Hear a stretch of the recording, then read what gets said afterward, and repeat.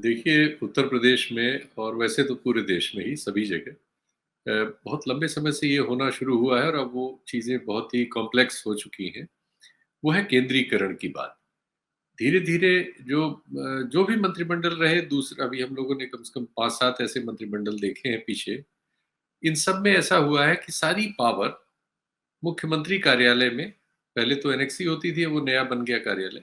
उसका पंचम तल कहलाता था। वहाँ के कुछ अधिकारियों के पास सारी पावर होती थी। और वो थोड़ी बहुत छिड़कते थे दूसरों को, छिड़कते हैं बल्कि थे और हैं में कोई फ़र्क नहीं। अब भी वो और संकेंद्रण हुआ है, लेकिन इस घटना से जो कुछ अभी उत्तर प्रदेश में हो रहा है, एक जो आशंका चुनाव से पहले व्यक्त की गई थी बार-बार कि उत्तर प्रदेश में सत्ता के एक ध्रुव तो योगी जी हैं, लेकिन एक ध्रुव हमारे गृह मंत्री भी हैं और वो लगातार बने हुए हैं। आप देख ही रही हैं कि एक मंत्री अपना इस्तीफ़ा उनको सौंप रहे हैं। जो यहाँ से नाराज़ होके निकल रहे हैं, वो उनसे मिलने जा रहे हैं। तो 2 ध्रुव थे, 2 ध्रुव हैं, ये बार-बार साबित करने के लिए घटनाएँ हुई। अब दूसरी समस्या जो केंद्रीकरण से उपजी है और उसके अलावा एक दूसरी समस्या और है, वो ये है कि अब उत्तर प्रदेश में जो सरकारी कर्मचारी हैं, उनको छोड़कर जो प्रतियोगी परीक्षाओं के ज़रिए बड़े पदों पर आईएएस वगैरह आते हैं, हालाँकि उसमें भी आप सिलेक्शन होता है, जैसे अभी बताया सिद्धार्थ जी ने कि अपना निजी ओएसडी लाने के लिए वो केंद्रीय सेवा से अपने अधिकारी लाए। बाकी जो कर्मचारी हैं और कुछ ऐसी पोस्ट जिनको पीडब्ल्यूडी में खासकर जो इंजीनियर्स होते हैं, चूँकि कोई पीडब्ल्यूडी में काफ़ी बजट होता है, इसमें हमेशा काम चलता रहता है, काम उसमें काम चलाना ही पड़ता है किसी भी सरकार को। तो इसमें इंजीनियरों के तबादले वगैरह जब हम लोग लखनऊ में मैं रिपोर्टिंग करता था उस समय भी और उसके बाद भी मैं जानता हूँ और ये चर्चा होती थी कि फलाना पत्रकार है या फलाने नेता हैं, उन्होंने वो 2 इंजीनियर पाल रखे हैं, किसी भी सिचुएशन में वो उनका तबादला उन पर्टिकुलर जगहों पर ही या आस-पास ही करा लेते हैं। तो इंजीनियर का लेवल शुरू में था, लेकिन अभी जो सरकारें अब जहाँ पहुँच गई हैं, वहाँ ये हो गया है कि वो नीचे बीडीओ का भी ट्रांसफ़र, दरोगा का, सब नत्थी है।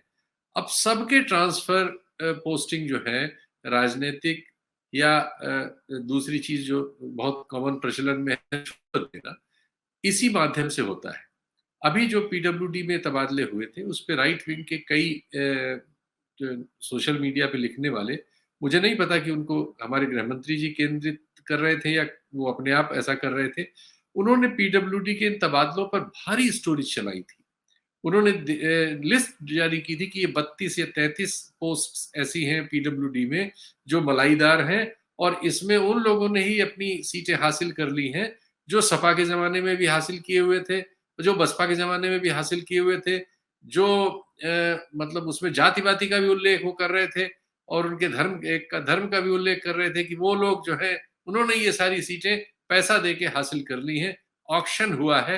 ये राइट विंग के बहुत प्रतिष्ठित कई लोगों ने सोशल मीडिया पे, ट्विटर पे अभी ये कांड सब खुलने से पहले मैं चकित था कि ये कैसे आ रहा है, क्योंकि उन पोर्टल्स उनके अकाउंट्स को मैं फॉलो करता हूँ, तो मैंने पाया कि वो लोग तो मतलब इस सरकार के प्रचारक हैं, प्रशंसक हैं और वो जब ये सब चीज़ें सामने ला रहे हैं, तो निश्चित ही इसमें कहीं न कहीं कुछ बड़ी भूमिका किसी की है, जो हो रहा है वो सामान्य नहीं हो रहा है।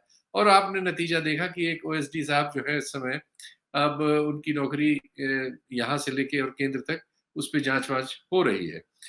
तो इस समय जो स्थिति है कि एक तो ये है कि राजनैतिक रूप से जो बीजेपी और संघ परिवार का जो केंद्रीय भाव है, वो बहुत सफल है, इसमें कोई शक नहीं, हिंदू-मुसलमान की राजनीति बहुत सफल है, एक ओर ये है। लेकिन जहाँ तक प्रशासनिक मामलों का मामला है या जहाँ तक नतीजों का मामला है, जैसे हम बजट में देखते हैं या दूसरी चीज़ों में देखते हैं, तो हम ये पा रहे हैं कि उसमें बहुत असफलता है और वो असफलताएँ इसीलिए हो रही हैं कि केंद्रीकरण इतना है, अब उत्तर प्रदेश में 24 करोड़ से ज़्यादा लोग रहते हैं।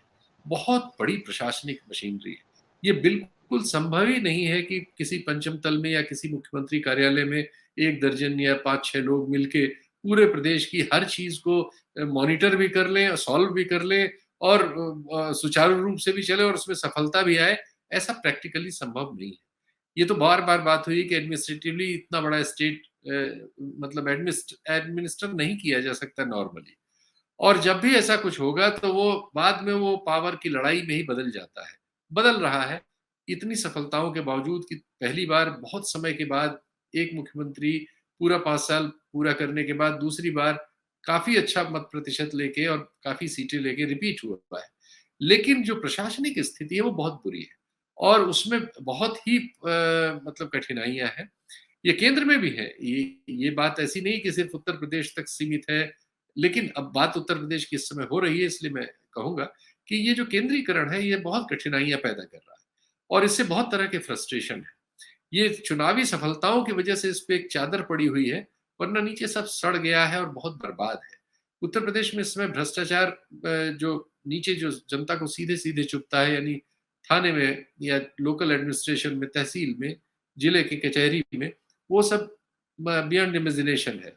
बहुत ज़्यादा है, परिमाण उसका बहुत बढ़ गया है और ट्रांसफ़र पोस्टिंग में भी रकम निश्चित तौर पर उसी हिसाब से बहुत बढ़ चुकी होगी। मुझे एग्ज़ैक्ट जानकारी नहीं है, सिद्धार्थ मौके पे हैं, तो वो जो बता रहे हैं तो उसमें पूरी सच्चाई होगी। तो मैं तो यही कहूँगा कि ये जो चीज़ है एडमिनिस्ट्रेटिवली तो ये चीज़ें कोलैप्स हो रही हैं। लेकिन अब उसपे एक चुनावी सफलता का एक चादर पड़ी हुई है और उसमें कोई फ़र्क भी नहीं नज़र आ रहा है। इसलिए देखिए ये कब तक इस चीज़ को ऐसे खींचे रह सकते हैं। लेकिन उससे उनके अपने प्रशासनिक ढाँचे में बहुत तनाव है। सारे मंत्री इस बात से नाराज़ रहते हैं कि उनके पास कोई शक्ति नहीं है और जिनके पास शक्ति है वो वही हैं जो या तो मुख्यमंत्री के बहुत करीब हैं या फिर वो दूसरे दरबार के यानी अमित जी के करीब हैं, हमारे गृह मंत्री के। तो इस तरह से एक रस्साकशी चल रही है और उसमें प्रदेश को जो विकसित होना चाहिए और जो ज़रूरी चीज़ें होनी चाहिए, वो सब जी। उससे बुरी तरह से प्रभावित। और आप हमसे जुड़े रहने के लिए सब्सक्राइब करें YouTube पर, फॉलो करें Twitter पर और लाइक करें Facebook पर। और ज्यादा जानकारी के लिए आपको टाइप करना होगा सिर्फ न्यूज़ नशा।